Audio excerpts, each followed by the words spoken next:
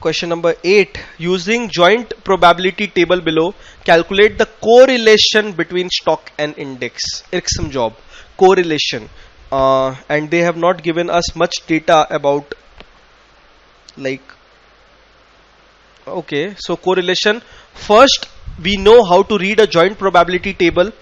We concluded that. So this is like a 0.4, 20, 10, and accordingly you can structure it. I mean 0.20. If you want you to have a better comfort, you can rearrange the entire data. We have already taught you how to do that. You can rearrange the entire data as 0.40 RS and RI. That's it. 0.2, 0.1, 0.20, 0.15, 0.07, 0.06 and a 0.015, and then a probability of 0.40. So this becomes a normal question, a normal table. Okay, now what are we supposed to do? Calculate correlation. Formula of correlation, as I taught you. I'm sorry, 1 second.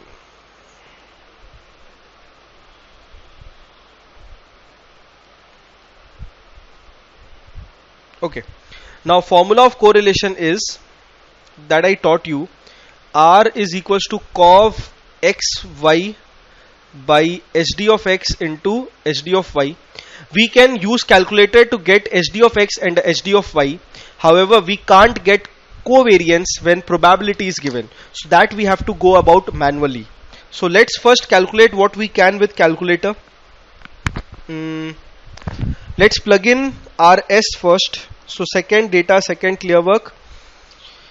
0.2, enter arrow down. 40, don't forget to enter probability as number. I have repeated a lot of times. 0.15, enter arrow down. 20, enter arrow down. 0.07, enter arrow down. 0.4, enter arrow down. Okay,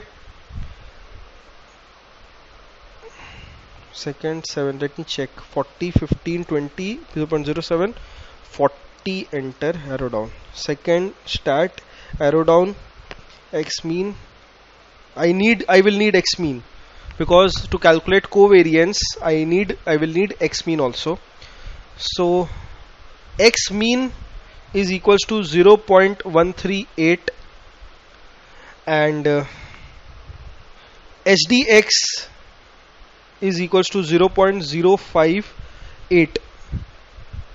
Okay, 45. Now let's stock data for number for our index. Second 7, 0.1, enter arrow down, 0.06, enter arrow down, 0.015, enter. Second stat, mean y is 0.058. I'm sorry,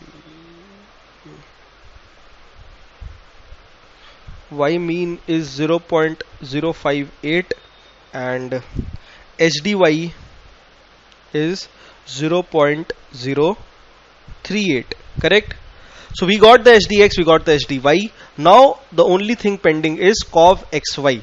Okay, so cov xy, to get that, what is the out formula? We have to do 1 second, let me use this. We have to do pi x minus x mean, y minus y mean. That's what we have to do. That is the way we calculate this cov. So, and that is summation is applied.